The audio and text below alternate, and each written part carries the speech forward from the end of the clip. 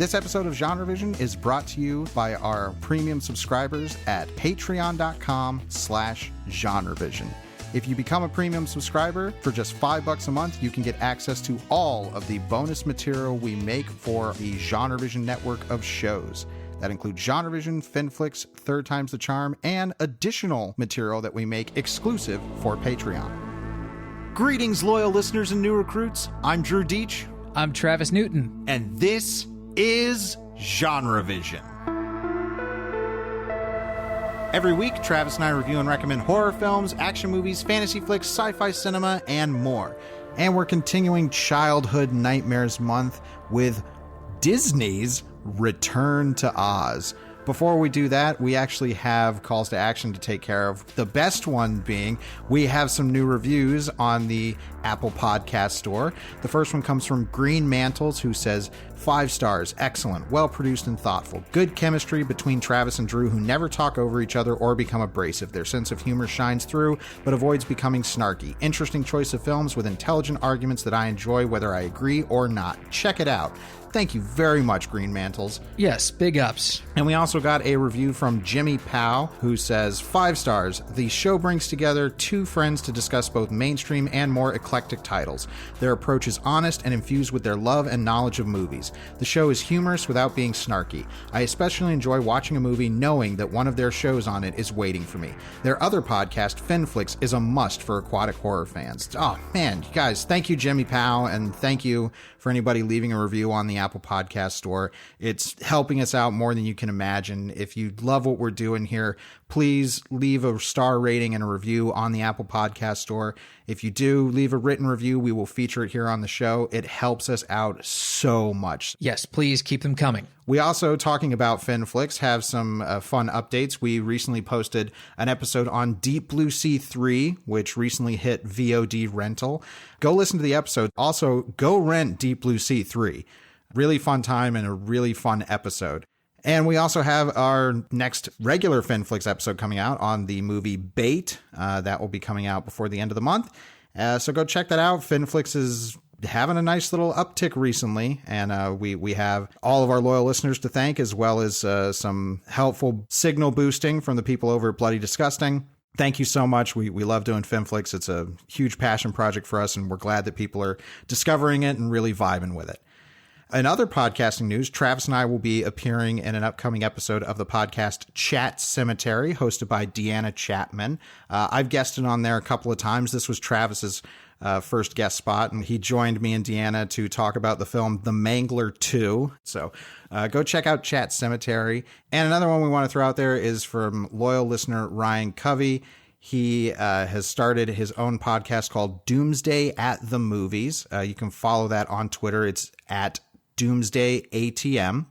This is a column that he's done for a long time called Doomsday Reels, which you can follow him at Doomsday Reels. I love his take on the Doomsday subgenre, and he's doing it in podcast form, and it's an absolute wonderful time. Please go check out his show. So now we have to continue Childhood Nightmares Month with, I think, I would argue that the movies we've done so far, The Peanut Butter Solution and The Brave Little Toaster, they're a little bit deeper cuts. Perhaps. I mean, among our generation, I think they're fairly well known. I think so, but even so, the Peanut Butter Solution is a lower key, Brave Little Toaster is under the Disney banner, but it's not really marketed or featured the same way as a lot of other Disney properties. But Return to Oz opens with Walt Disney Pictures, I believe it says, proudly presents. Wow. So So Return to Oz, I mean, obviously its connection to the absolutely classic film, The Wizard of Oz, is going to give it some notoriety, but also this is a Walt Disney production and a sizably budgeted one as well. This was marketed very strongly, came out in 1985, and is certainly one that anybody who saw it as a kid has very vivid memories of it. And that's why we included it in Childhood Nightmares. And this was not a movie I had seen as a kid, and neither had Travis. This was his first viewing of it. Yeah, I'd seen bits and pieces of it, but this is my first viewing, all the way through. And I had only seen it as an adult. and didn't really have the most memorable experience with it. Upon this watch, Return to Oz is a film that I think I understand its cult following and why it was so memorable, especially to people that saw it at a young age. Upon revisiting it and seeing it with Travis and getting his perspective on it, I am, and I'm sure this has been said in every single appraisal of this movie, but it bears repeating. I am flabbergasted that the opening act of this movie and the setup for the story was allowed to happen in a movie targeted at kids. Yeah. I mean, the first thing you all need to know is that functionally this does work as a sequel to Wizard of Oz, the classic movie starring Judy Garland that everybody knows and loves. This movie, in some quiet, soft ways, accepts all the events of that film as canon. There are certain things that this film has to include and exclude just for rights reasons. You know, for certain things they really wanted to fight. Like the ruby slippers are featured in this film, but I think in the L. Frank Baum stories, they were silver slippers. Yes. They just culturally, knew that, like, okay, well, everybody knows that they're ruby slippers. Like, that's going to, legitimize this sort of take on Oz. It's like, okay, if they're silver slippers, people aren't going to get it because the ruby slippers are what people know. However, I don't think the wizard is mentioned at all in this film. Plot-wise, it's not really all that important, but there are a couple things that we need to know right off the bat. When this film opens, Dorothy is back in Kansas, and it has been 6 months since the fateful tornado that whisked her away to Oz. So she's been essentially back in Kansas for 6 months. And the film opens with this view on a starry sky, but we eventually realize it's actually the perspective of Dorothy as she is looking out the torn off roof of the farmhouse in Kansas. And she is lying awake in bed, and it's like 2:00 in the morning. We see our first close-up on Dorothy. She's played by Fairuza Balk, who you might recognize from Almost Famous. I think that's the first time I went, oh, her. I mean, the Craft. Island of Dr. Moreau. She's in that. Don't mention, I mean, like, I'd rather mention her as the love interest in The Water Boy than the Island of Dr. Moreau. Sure. But no, yes, Fairuza Balk. This was her introducing credit.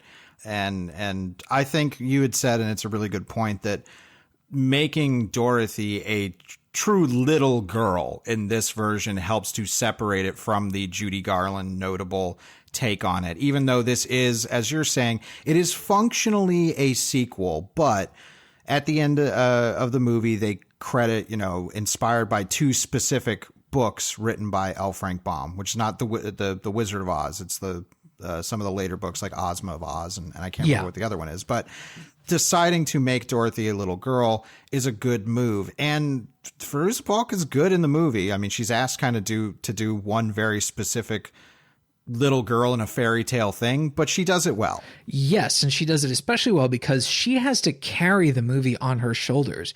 She is, throughout most of the movie, the only human performer on screen. And that is a really tall order for this little kid. Most of her companions in the movie are, during the Oz section, of course, are animatronics.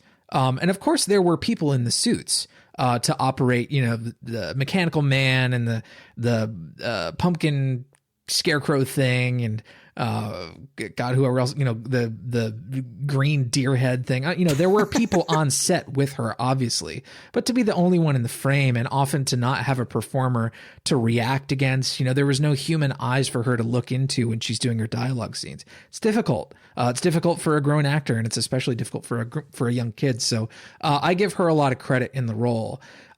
It's also, I think, a tall order for her to handle what the first act throws at her, because the first act is a total kick to the groin. I was not prepared. The bleakness of it is so striking, especially if you're considering that, it calls itself Return to Oz. It is billing itself as a sequel to something very familiar, if not a familiar film, at least a familiar feeling of what people associate with that film. The title kind of promises that you're going to return to what you know and love about The Wizard of Oz. Lie. Big lie. Total whopper. because this first act is a pretty slow burn. I mean, it doesn't take a whole lot of time. I think it's 25 minutes or something like that. But Kansas is presented in such this incredibly bleak way.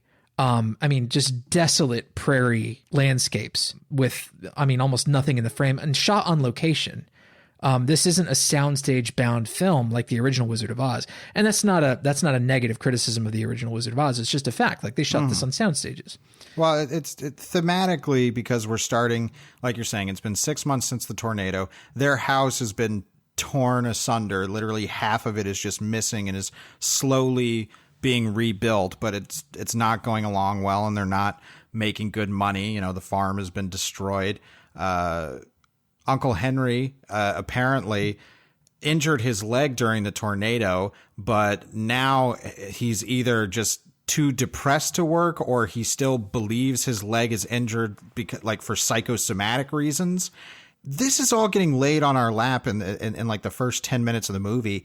It is so dire and sad and defeated, and all Dorothy can talk about is, oh, Oz, like, you know, Oz was this real place I went to, and, you know, I miss it and I wish I could go back there. And Aunt Em and Uncle Henry are kind of at their wits' end with Dorothy. Like, she just keeps telling these crazy tales, and we're trying to tell her that it's not real, till eventually they see an ad in the newspaper for a professor and his electric healing.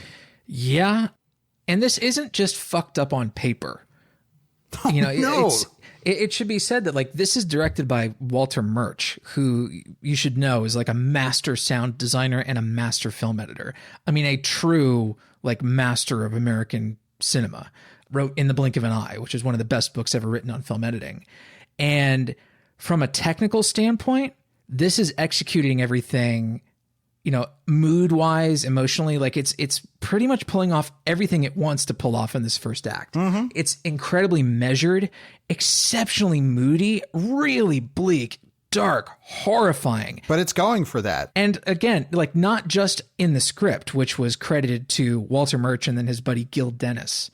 It should be noted that, like, this is Walter Murch's only feature directing credit. He actually directed an episode of the Star Wars animated show, The Clone Wars, but this is his only other directing credit. You know, everything else he's been like sound designer, sound editor, film editor.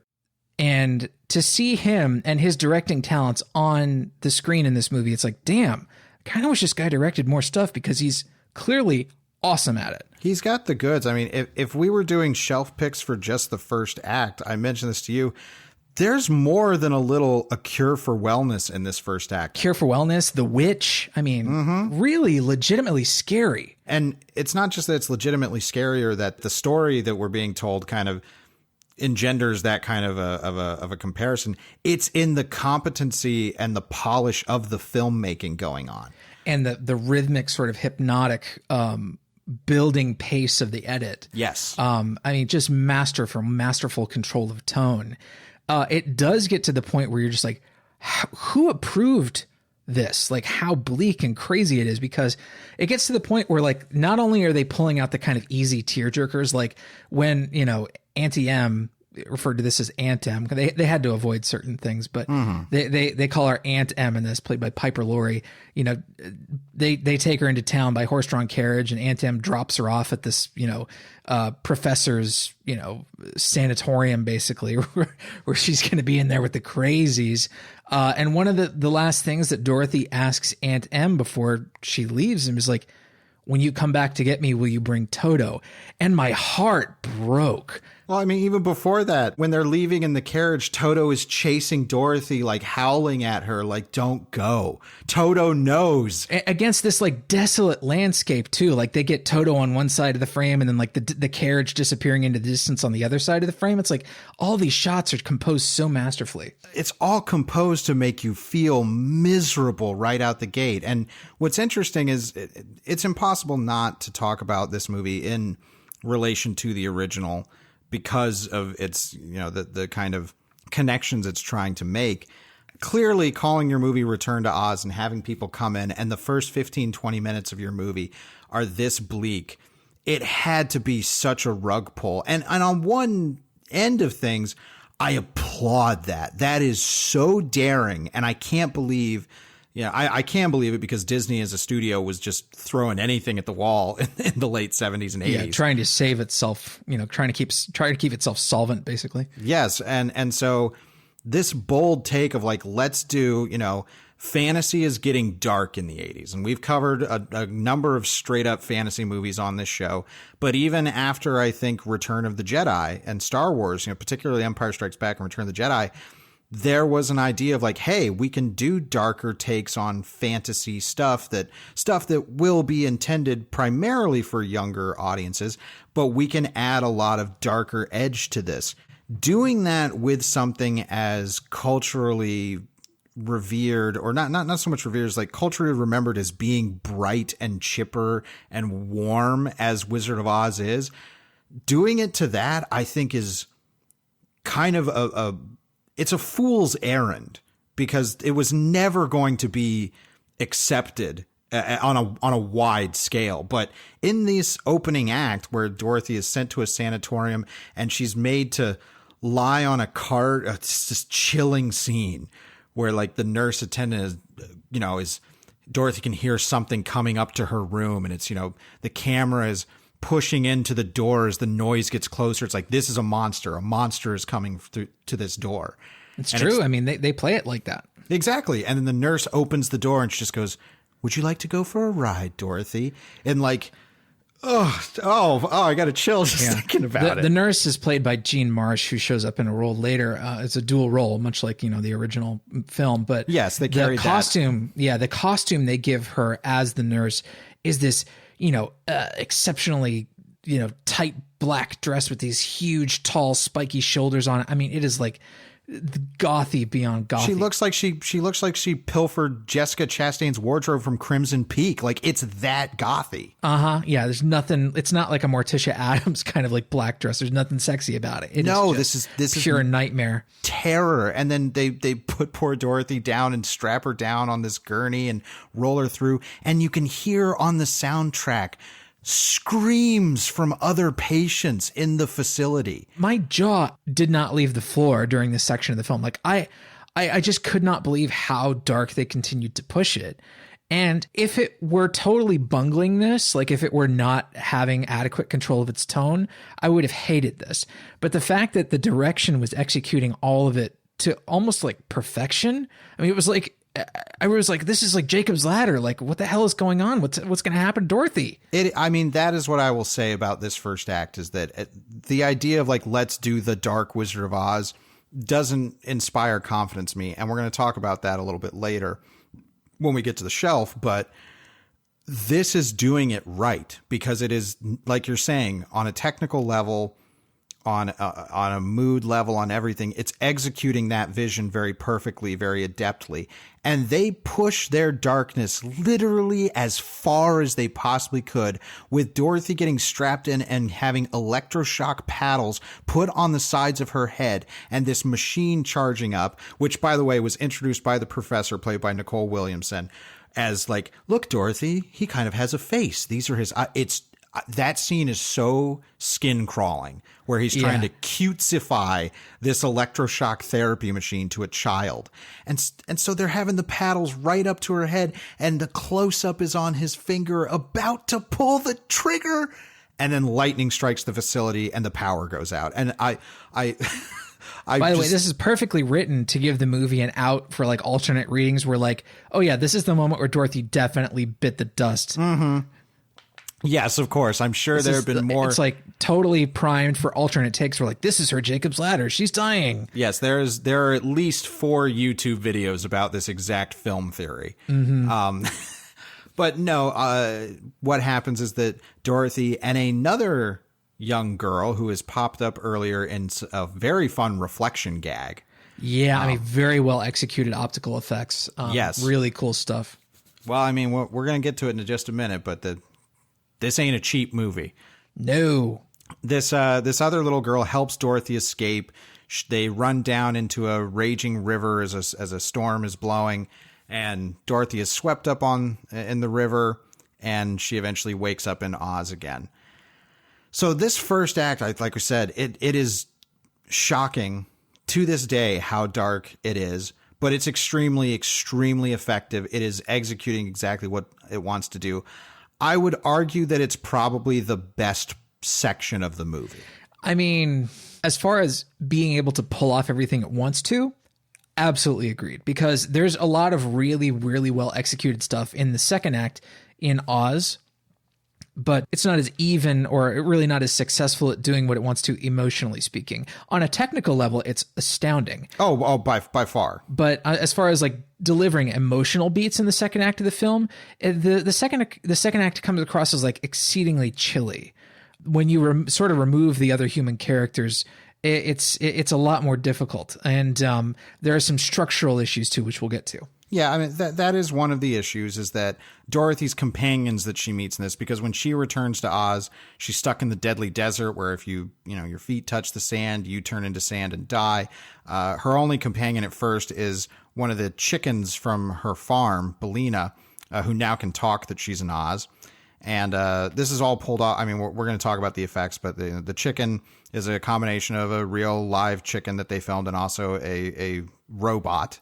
Well, the chicken puppet that they did for this is an incredible piece of effects work. It's incredible. I mean, we're going to talk about incredible effects work because that is this movie. But so Dorothy returns, and it turns out that all of the denizens of Oz have been turned to stone. Well, everybody in the Emerald City. In the Emerald City, yes. And immediately it's like, oh, okay, well, Dorothy escaped this, horrible electroshock. Her aunt gave her up for electroshock therapy. At least she's going to be back in Oz. But no, even Oz has been tainted and is, empty now. And every living person in the Emerald City has been turned to stone. So her only companions in this end up being a robot named TikTok, a kind of scarecrow type being called Jack Pumpkinhead, and a reanimated green moose head, that was mounted on a wall that eventually gets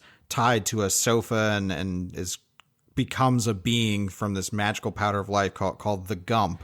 You know who puppeteered the Gump? Tell me. Stephen Norrington. Oh, really? Yeah, director of such films as League of Extraordinary Gentlemen. Yes. And Blade.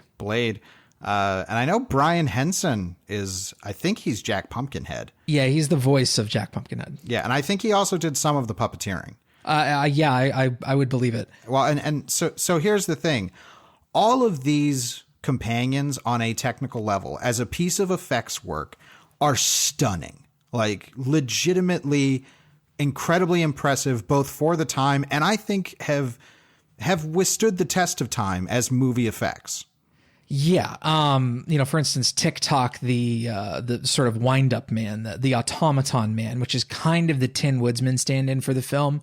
It's a big choice because it's an unconventional body shape. So whoever the actor is that's going to have to fit in there, they may at some point have had two actors in the body, each to control the legs independently, because the stance on this thing is so wide. I don't know how it wasn't always just fucking falling over, but it must have been very, very difficult to operate. But it's an insane looking effect. It looks so incredible. However, the voice, it was a guy named Sean Barrett did the voice, but it's an almost emotionless character. And to partner Dorothy up with all these characters who are kind of stunted emotionally or like really muted emotionally is a big choice. I mean, we go from desolate Kansas to desolate Oz, and there's really no wonder. I mean, it's already like full of matte paintings. By the time she meets these characters, I don't know how many fucking incredible matte paintings we've seen at this point.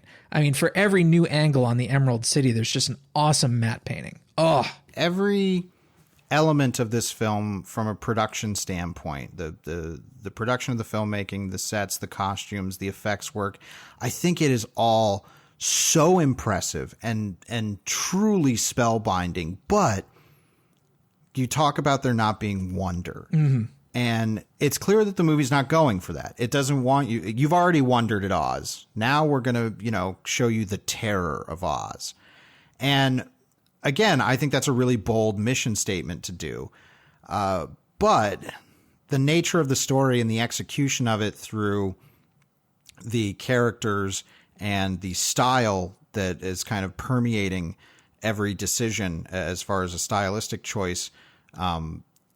It makes everything feel empty, even emotionally. And like you're talking about, TikTok is a character, not, he's supposed to be emotionless. Eventually he has an arc where it's like, okay, yes, he cares for Dorothy. But the movie isn't really executing itself in the best manner to make those emotional beats hit. Instead, it seems much more enamored with itself as a piece of effects filmmaking and as a piece of production, because as a horror film, horror film, legitimately, yes, legitimately, this is a horror film, for kids, and I think that, again, that mission statement is there. There is clearly a desire to pull from more classical fairy tale type story, like old school Grimm's fairy tale type stuff. Certainly. The whole thing with Princess Mombi is definitely a classic fairy tale. So, well, we get through the Wheelers. The Wheelers are this thing like that people talk about nostalgically as being scared by because they're such an insane design choice. It's stunt performers who have wheels on their hands and their feet, so they're basically turned into like giant rollerblades. I think they're pretty goofy looking, like their costumes are very silly, but they have a helmet that looks like a face so that when they point their head down, it looks like a face on the top of their head. Just some really crazy design choices. They're not all that important though, because they're just a quick obstacle to get through so that, Dorothy can find her way to Princess Mombi, who is currently ruling, the desolate Emerald City. The Wheelers are this film's flying monkeys. They are just a wave of henchmen. And of course, you said it perfectly, where it's like, these work as monsters for a kid's film, like to scare kids. It works. It's not by any means the scariest thing in the movie.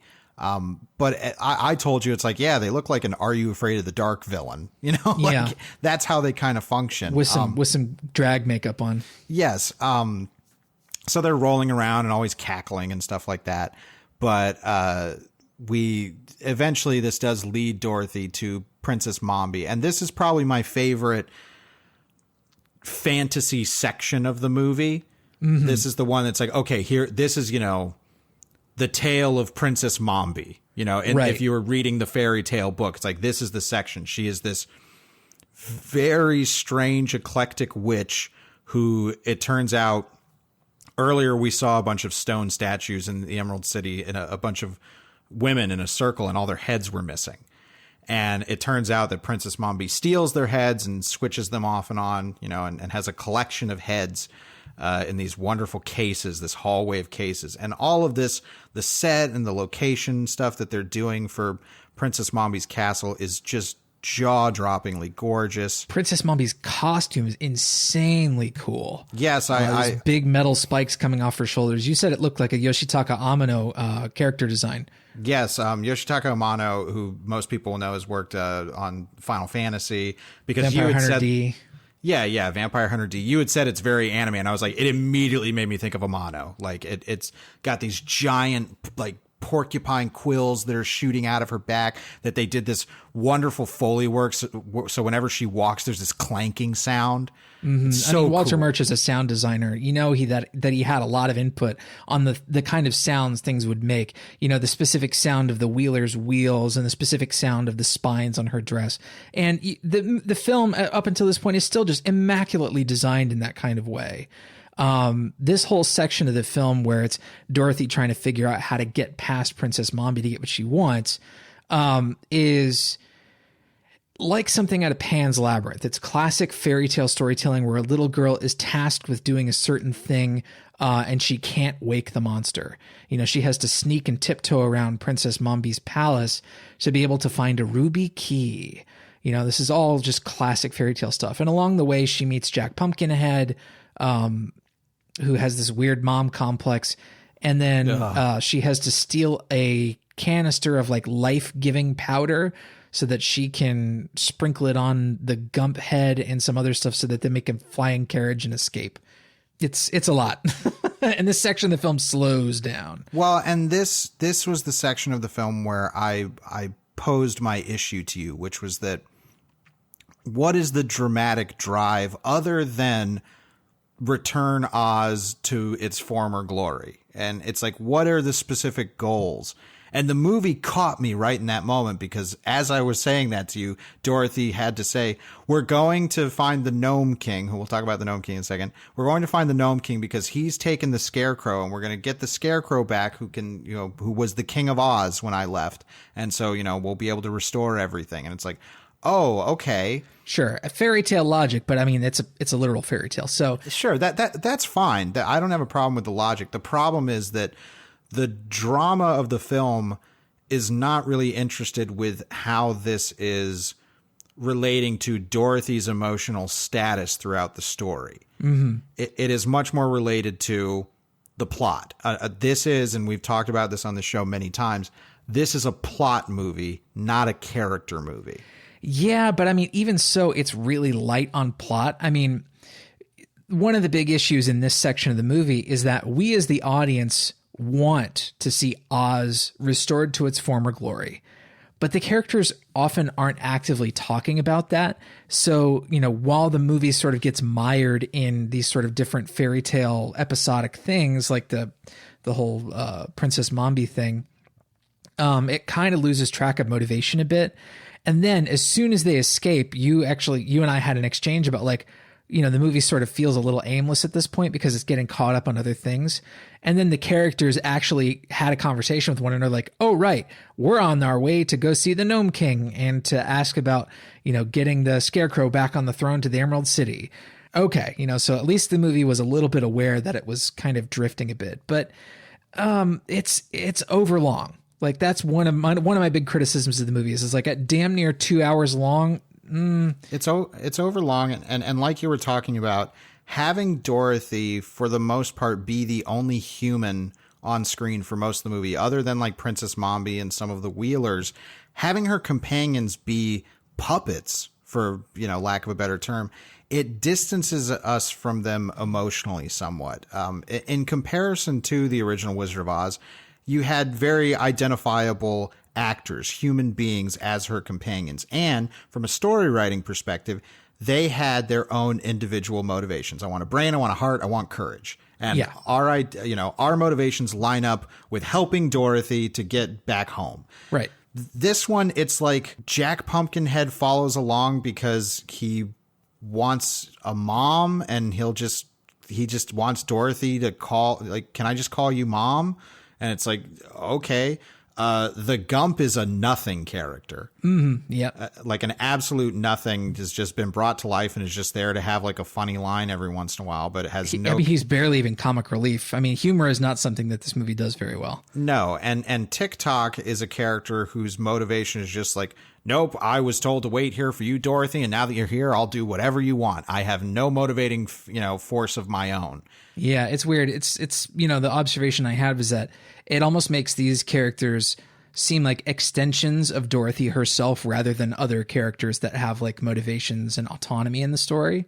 And that's odd. It still feels like a solo movie from Dorothy by this point, which, isn't the worst. I mean, Fairuza Balk is, by and large supporting the weight of the film. She's doing good, but she doesn't really have a dramatic arc in the movie. No, I mean, the goal, I think, for her is pretty clearly stated in the first act, and that she wants her experiences in Oz to be validated, because she keeps telling her experiences to Aunt Em and Uncle Henry, and they just don't think it's real. But she's had this experience that she knows was very real to her, and for everybody to deny that it happened is very invalidating, and so she wants that validation. There are some dark reads we could go down that road as far as thematic stuff. Yeah, well, I mean, this is, thematically, this is very much sort of what Shyamalan talks a lot about, the power of believing in something and then the power of being believed when you have an experience. Like the movie Glass, the back half of that movie was sort of all about being believed and having your experiences validated. I mean, Signs is hugely dealing with that. Yeah, Unbreakable also does work with that a little bit. But the thing is that Dorothy's dramatic motivation really doesn't go beyond, as far as the action of the movie, is I need to make Oz better again. I need to restore the status quo. Yeah. So she's not really dealing, like, she doesn't miss Kansas like she does in the original film.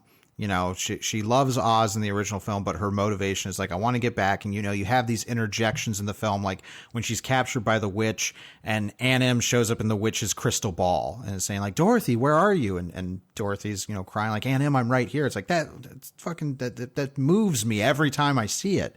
Yes. And there's not really that emotional core, regardless of the original film. Just, I think, as needed in this kind of a story, is completely absent in Return to Oz. Yeah, there's really no motivation for Dorothy to ever return to Kansas because at the beginning of the movie, Aunt Em is trying to have her sent away for electroshock therapy. So it's like, well, what is there to come back to? There's like nothing left for her in Kansas by the time that she winds up in Oz at the beginning of Act 2. But we, as they make their way to the mountain of the Gnome King, we haven't talked about the Gnome King. The Gnome King is also played by Nicole Williamson. And I will say that the Gnome King as a villain is built up very well, because as soon as Dorothy arrives in Oz, we see the rocks in the Deadly Desert start sprouting eyes and faces. And there is a ton of integrated claymation in this movie that is killer. Cool and so abstract. There are so many shots of just where the entire screen is just a claymation rock face that is shifting and changing into all of these extreme expressions. It's so cool. It's one of my favorite things about the movie. Yeah, it's awesome. You know, the fact that there's like a network of rocks out there in Oz that can sort of spy on Dorothy and report back to the Gnome King. And they don't show the Gnome King for a good long time until the flying carriage that they put together crashes in the mountains. But it's really just like you said, a claymation face made of stones. And I mean, this is legit like brand name claymation. This isn't just stop motion. This is the, you know, official claymation team. So the effects, of course, do look like claymation, but it's top notch. And when I say it's integrated well, the optical effects that they use, especially later when there's a doorway that opens up by all these stone hands, when there are these faces in the walls that are popping out that are all just so creepy. All the optical compositing of these effects into the film are it's just excellent. There is some stuff where like Fairuza Balk is just against a blue screen or a green screen, and that compositing isn't perfect, but it was also 1985. Well, and then there's stuff where she's falling through the Gnome King's mountain, and it turns into like a DMT trip.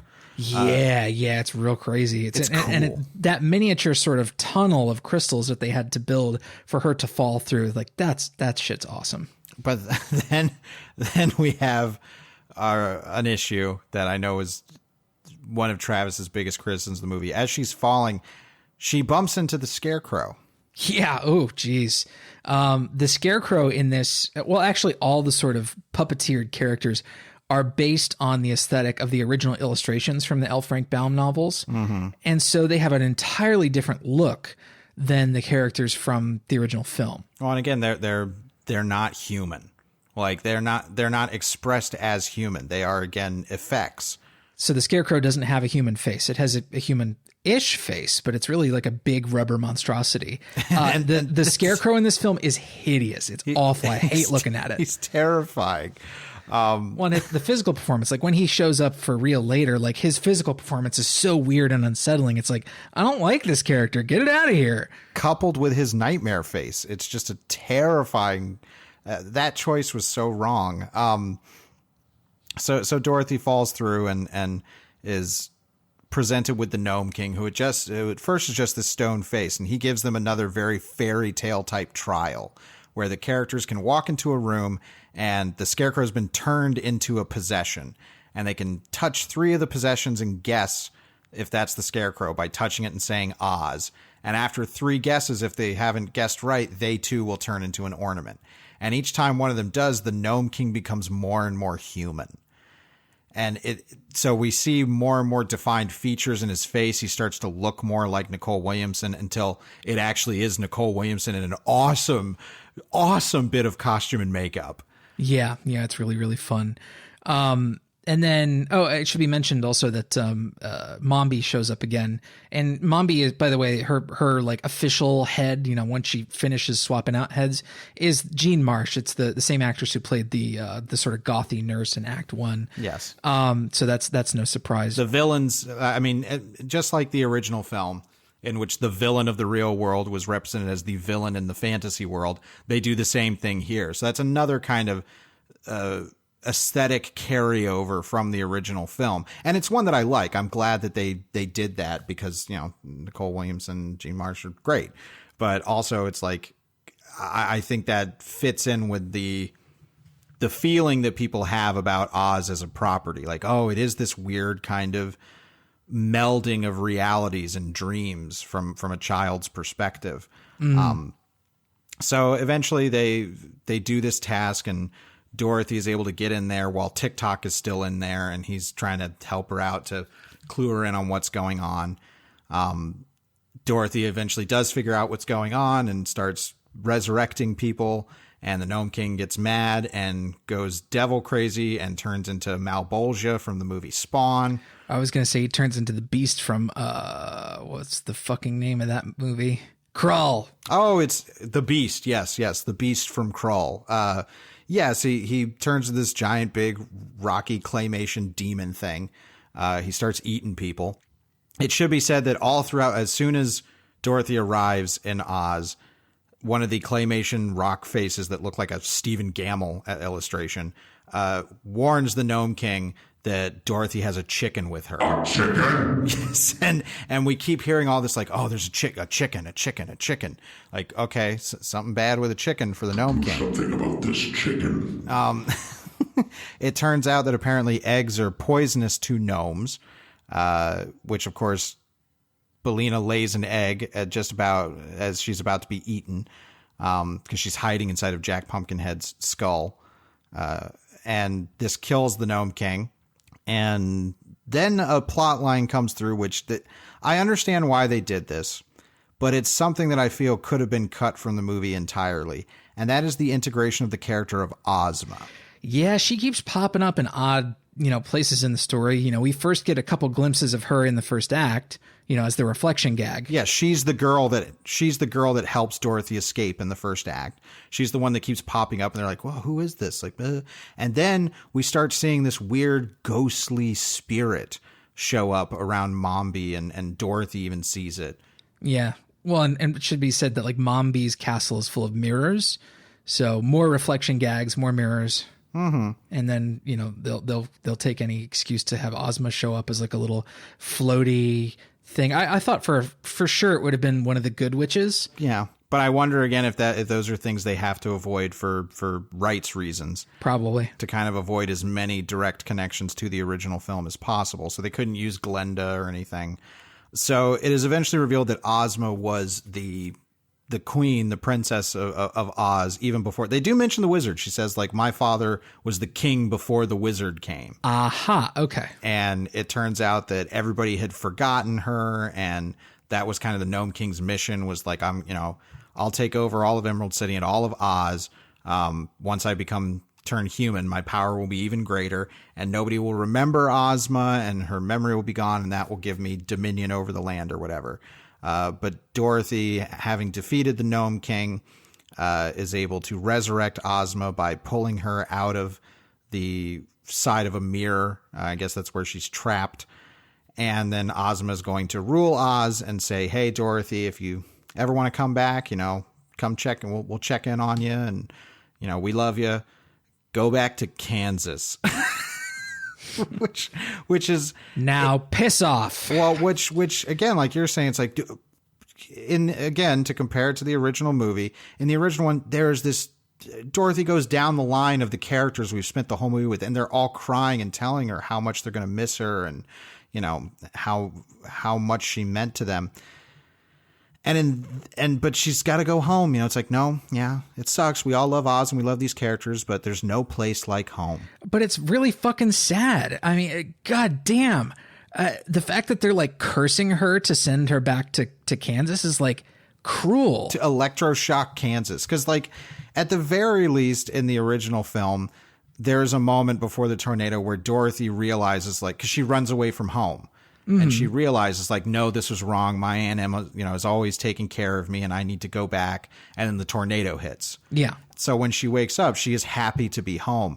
But in this one, we were both like, no, Dorothy, don't go. Like, Yeah. this is a problem, I think, with the script, is that there is no motivating reason by the end of that movie for Dorothy to feel like she should return back to Oz. There's never a moment where she kind of, there should have been a dramatic moment where she questions what was done to her about, like, Aunt Em did this to me. And then maybe a character saying, like, well, whatever she was doing, she was trying to help you because she loves you. Like, it didn't need to be a lot, but it needed something. But there's nothing in this. There's still like that unresolved conflict between the two of them, because now at the end of the movie, Oz is still kept a secret from Aunt Em. Like, she obviously can't share her experiences because adults just don't understand, man. But Ozma does give Dorothy the ability to return to Oz anytime she wants. Great. Which is great. But it's definitely, I don't know. It's a weak climax. Yeah, I mean, I do like seeing the Emerald City restored to its former glory, even if it's just for a scene. Like, it's really showing off what the film can do when it's like, okay, let's pack this bitch with extras and get everything big and shiny and, loud and triumphant. It's like, damn, okay, all right, it's showing this off. It gets a chance to do it for one scene. TikTok, the Mechanical Man, is all shined up like C-3PO and shit. We get the Tin Woodsman, we get the Cowardly Lion. Yeah, Chewbacca gets his medal. Yep. All that. But at the end of Return to Oz, my kind of take on it was like, it's a movie that's overflowing with vision, ambition, and insane polish. Just off the wall. This is an incredibly polished looking movie, but it is missing real heart. And I think that's kind of a fatal flaw. I don't know if I would call it a fatal flaw, because I still think this is a really impressive movie, and I think overall I would rate it positive, because as a children's horror movie, it is effectively scary and incredibly memorable, and as an effects film, astonishing in so many ways. Now, as far as the mechanics of like making the plot feel relevant and having the characters feel motivated, it fails at that, and it also kind of I think fails at a proper dramatic resolution for Dorothy. But those aren't the things that make the film memorable. Like, there are so many other things that just, I think, have cemented this film in the pop culture consciousness of like this nightmare that a bunch of kids are still remembering today as adults. Well, it's interesting considering the movies that we've done so far for Childhood Nightmares Month. I think Return to Oz fits in that same mold, in that I don't think any of the movies that we've done are great. And I even say that as somebody who has deep nostalgic love for the Brave Little Toaster. But there are so many great and memorable things in them. And in that regard, I think Return to Oz has the most number of great and memorable things in it, but these movies still haven't clicked as a whole. They're not more than the sum of their parts. And that's really kind of interesting to me when we look at this as part of our theme month, is that, and this certainly, again, as we often say when we do these theme months, this wasn't intentional when we pick these movies, but I'm finding that these movies that have incredibly memorable, dark, frightening imagery and concepts and ideas for kids, those stick out, and those are powerful. And they're, so far for the movies that we've done, totally effective and executing the goals that they're setting forth in terms of being horror. But they're missing some key elements, whether it be storytelling or emotional drive, that make them really good movies. And that's, I feel the same way about Return to Oz. Sure. In a lot of ways, their flaws almost make these movies more interesting, especially all these years later. But now I will say, looking at this in Childhood Nightmares Month, kind of theming the nightmares that Dorothy are dealing with are probably the darkest we've dealt with so far. You think? Jesus, it's very real. The kind of things that Dorothy is subjected to in this first act. It talks about misogyny. It talks about the horrors of medicine, of poverty, people not believing mentally ill people. It just, it is a lot to deal with. Well, and it's especially, this is a very interesting one to talk about, and we got to go there, is that this is part of a particular childhood story about don't tell about a secret. And because at the beginning, Dorothy's telling everybody who will listen about Oz. She's like, oh yeah, and it was this land and everything. And they think she's absolutely nuts. Even the people that are closest to her and love her. So her actual change, her arc, if you want to call it that, in the end is like, no, don't tell people about this thing you experienced, because in the ending, she's looking in the mirror and Ozma appears and Dorothy's calling to Aunt Em like, Aunt Em, come in here quick. And then Ozma puts the finger up to her mouth like, shh, no, don't tell. It's our little secret. And I think that's a story thematic device that has been appropriately retired. Yeah. The context in which these fantasy worlds exist for these child protagonists is, I think, changed a lot. I mean, if you look at Pan's Labyrinth, I mean, the ambiguity of the existence of that fairy realm is something that the film, I mean, it definitely keeps it ambiguous by the end, but it presents a context in which it's like, okay, this has to be true, because we're so invested in that character's perspective. And Oz much does, A Return to Oz does much the same thing. I fully believe that this is, something that happened to this character.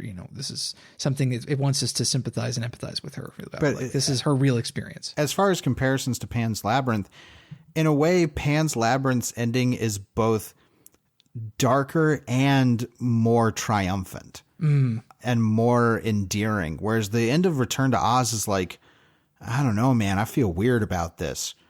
Yeah, I mean, Pan's Labyrinth is kind of in the mold of like the good for her endings of all these like really dark horror movies like The Witch and, Midsummer and stuff like that, where it's kind of an ascendancy. Yes, and Return to Oz, I don't know, especially with that particular ending, it leaves me on a note of like, I don't know, man, I feel weird about this, and I don't know if this is necessarily the best kind of messaging to have for children.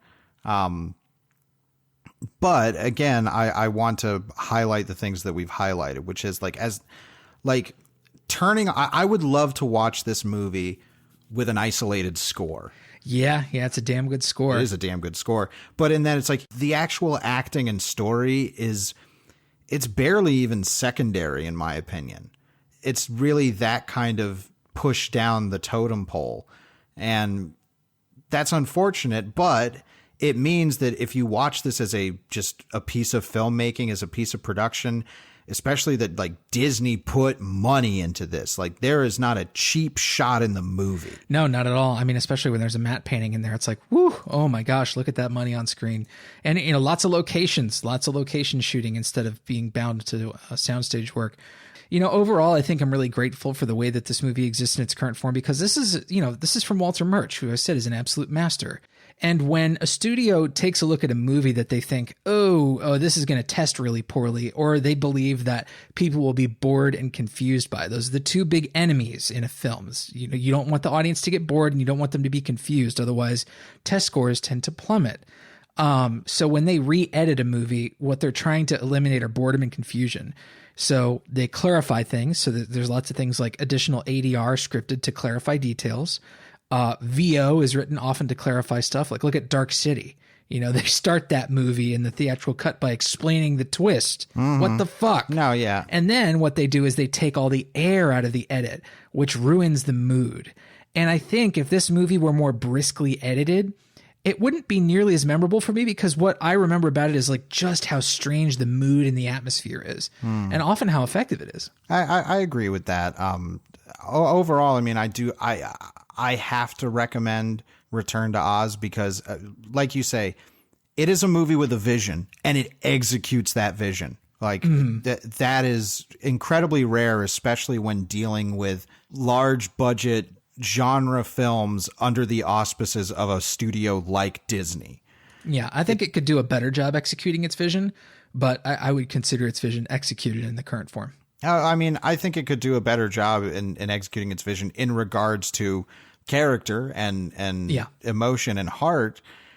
But I think clearly I would love to hear a bunch of making of stuff behind this, because I don't care about like the actors and stuff like that. I want to hear all about the people who were making those sets, about the people who were puppeteering stuff, because that's where this movie's heart is.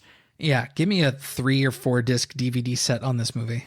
Yes, and it's great that its heart is in that place, but it sacrifices, I think, emotional heart to execute that. But still, I highly recommend it, and I completely understand why it is such a cornerstone for the people who saw it as children. I completely get it. But now we have to move over to the shelf, where we pick some movies that might act as a good pairing or substitute for our main topic. And we encourage you, loyal listener, to go to GenreVision.com, comment on the post for this episode with your own shelf pick, and we will feature it in next week's episode. Travis, what are you going to pull off the shelf for Return to Oz? If you're looking for a similar tone, sort of a similar autumnal aesthetic in cartoon form with like way better execution of its characters and its sentiment and a similar darkness, you have got to watch Over the Garden Wall. We're halfway through fucking August. September's just around the bend, which means that autumn is just around the bend for many of you. Mm-hmm. And if you haven't yet seen Over the Garden Wall, it is your solemn duty to seek it out. It is a seasonal watch. Yeah. It's beautiful. It's really a masterpiece. It is. It has become like how some people are with Christmas specials, How the Grinch Stole Christmas or the Charlie Brown one. Autumn and Over the Garden Wall has become that for me. I watch it every year.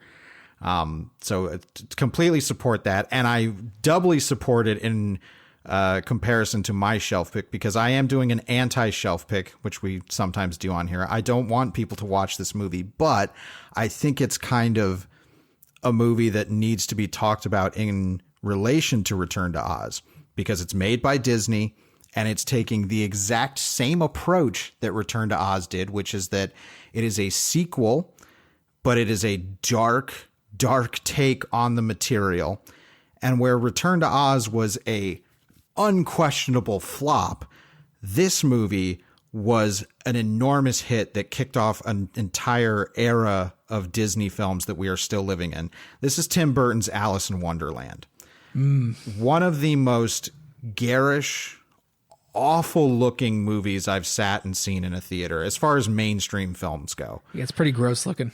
It is absolutely gross looking, but it is so fascinating to me to see how time has changed with people's appraisal of these kinds of properties. And they've changed even because this movie made incredible money, like untold money.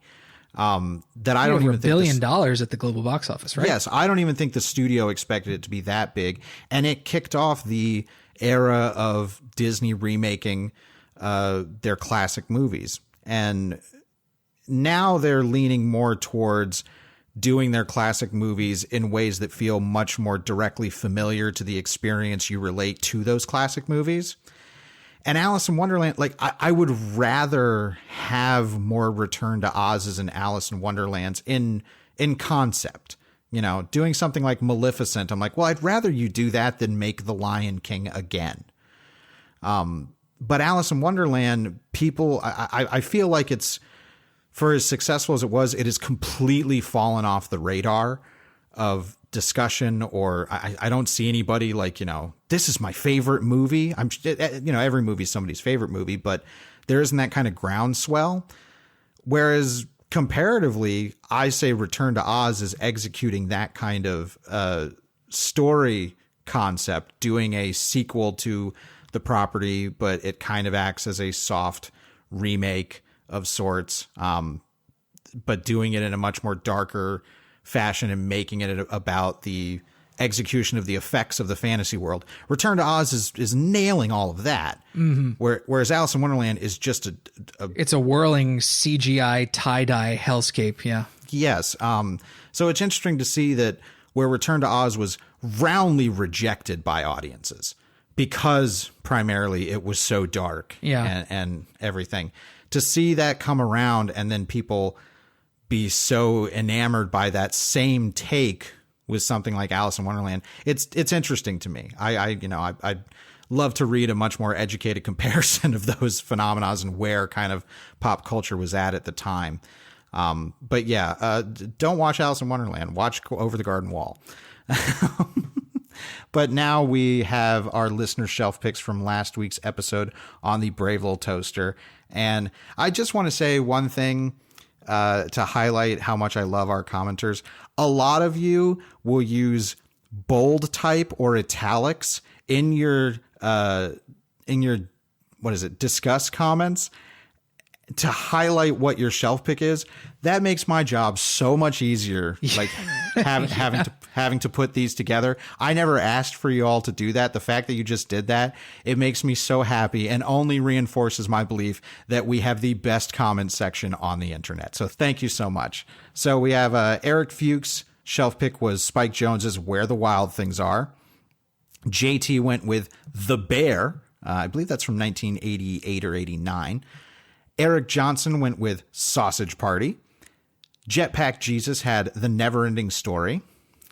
Mr. Milksteak had Watership Down and Rubber, which is the Quentin, what is it, Depew? Sure. Mr. Oizo. Yes. Stephen Nesbella went with The Secret of Nim. And Hobb had I believe this is also a children's book, but was adapted into a film in the 70s, The Mouse and His Child. We got a ton of shelf picks for the Brave Little Toaster last week. Thank you so much. You guys love seeing these and love finding some more movies to recommend to everybody. Let's do some currently consuming. Nom, nom, nom, nom, nom. Travis, what's been on your plate? I watched the new Seth Rogen movie on HBO Max. It's called An American Pickle. And I've been hearing good reviews for this one, but also some just kind of like, yeah, it's good. Yeah, it's fine. So like nothing really effusive. But something that I am not hearing a lot of people talk about is just how technically impressive the movie is. I think it's directed by a guy named Brandon Trost, whose work I'm not familiar with. Oh, no, that's he did the FP, and he is a very him and his brother, I believe, are very storied DPs. Oh, okay. The way that they had to shoot this, because Seth Rogen is playing against himself, Seth Rogen is playing a version of a character that fell in a pickle barrel 100 years ago in New York City. And, in a bit of magical realism, he pops out of the pickle barrel 100 years later and is preserved exactly as he was. That's Rip Van Winkle. Kind of. But he has this big beard, and it's not a fake beard. And the reason that that's important is that changes the shooting schedule, because he's playing against a version of himself who doesn't have a beard. It's actually his great-grandson that Seth Rogen is playing. And so you have Seth Rogen with beard and Seth Rogen without beard sharing the frame together. And I think, if they were doing this with a fake beard, they could shoot all of that stuff, where, okay, Seth Rogen can go do his close-ups where he's not wearing a beard, and then they can put the fake beard on him and they can shoot all the other stuff. And they wouldn't have to come back to the set later to recreate scenes. But instead, what they did was they basically shot the movie twice. Once with Seth Rogen as the character with the beard on, and then they went back and meticulously reshot all of the reverse shots, or all of the, constructed all the two shots in post with Seth Rogen's, the younger version of the character without the beard. It's like, whoa, that's a real devotion to how to make this film. Like, that's a big, big choice. But it makes a huge difference. The fact that Seth Rogen can share the frame with himself with this, very natural look is like, okay, it wins the movie a lot of points for sincerity, and the effects are often just invisible.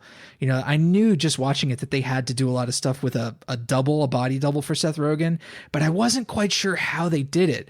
Thankfully, HBO Max released a short video on how all that was accomplished, and damn, technically a marvel. But, how is the film aside from that? Just fine. I would recommend it to just about anybody. Thematically, it bites off, I think, a little bit more than it can chew. I think if the movie were a little less ambitious in terms of like how much it's talking about, maybe it would have been a little bit better, but it's cute. It's funny. It's PG-13. It's like 82 minutes. You could do a lot worse than American Pickle. All right. I'm intrigued. Well, On my plate, I'm playing a video game that actually you had strongly recommended to me. This is called Carrion. This is... I mentioned to you that it reminds me of two games that I played when I was younger. One was a 2D kind of platform puzzler called Flashback, which most people probably know that's kind of, it was evolved from Prince of Persia, which is the more, notable title of that. And then also Oddworld, the original Oddworld games, where it was platforming, but it was really puzzle. Like each board was part of a puzzle that you kind of had to figure out how to progress in the level. And in Carrion, you are playing a alien, a creature, something that needs to eat other people and beings to grow its body mass. And you can swing around on your tentacles, which always just sounds really cool and feels really cool. And you have to progress through this area. It's like a lab and then a military facility and then a bunker and all this kind of stuff.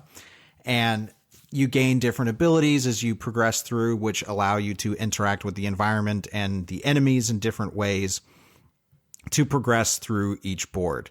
This has been a really, really fun game. I love this kind of video game in terms of I like puzzle games, but I like when the puzzle games and the mechanics can be tied into action in some way, and especially if the action is particularly violent or has like a horror slant like this one does. And it's just a very fun game. It feels very fun to move around as the creature and extend your tentacle and grab people and chomp on them and learn to use all of the different abilities. My one big criticism of the game is that it can get kind of frustrating navigating all these different maps, because you'll go down a corridor and exit, it'll fade and then fade back up, and now you're on a new board. And I understand why the game doesn't have a map function. I get it. This isn't really like a Metroidvania type thing. It's similar, but yeah, I see why you say that. Yeah, because Metroidvania is really all about forward momentum and action, continually fighting enemies and stuff like that. Whereas in this, approaching enemies is not, you're not approaching enemies from an action perspective. They are part of a puzzle. Yeah. Eliminating them is part of the puzzle of whatever room you're in to figure out. Right. Either you need their biomass or you need them to perform certain functions for you. Or they are obstacles in the way, and you need to figure out what is the because you can brute force, like go in and try and take everybody out, but you're probably going to get shot up a bunch, or you may get killed. Each board kind of has a couple different options for different powers you can use. Like at one point you are able to possess people and their corpses, and you can use them to do tasks for you, or even use them as weapons to kill the other enemies. Yeah. And there are certain sections of the game that not only, there are some sections when it's, doing it tutorially, which I like, that while the game tells you how to do something, it doesn't over inundate you with tutorial text, which is one of my biggest things about modern gaming, is that modern games treat gamers like they're idiots, that they can't understand simple pattern recognition or simple puzzle solving. Instead, Carrion will say, hey, press Y and you can possess this guy. It's like, okay, I can possess him. So now what? Well, the level design and setup is crafted for you to figure out how to best utilize and learn your new abilities. Very well designed game. I can say with confidence that Carrion will probably be my game of the year. I loved it. Yes, I'm having a very good time. I think I'm near the end of it.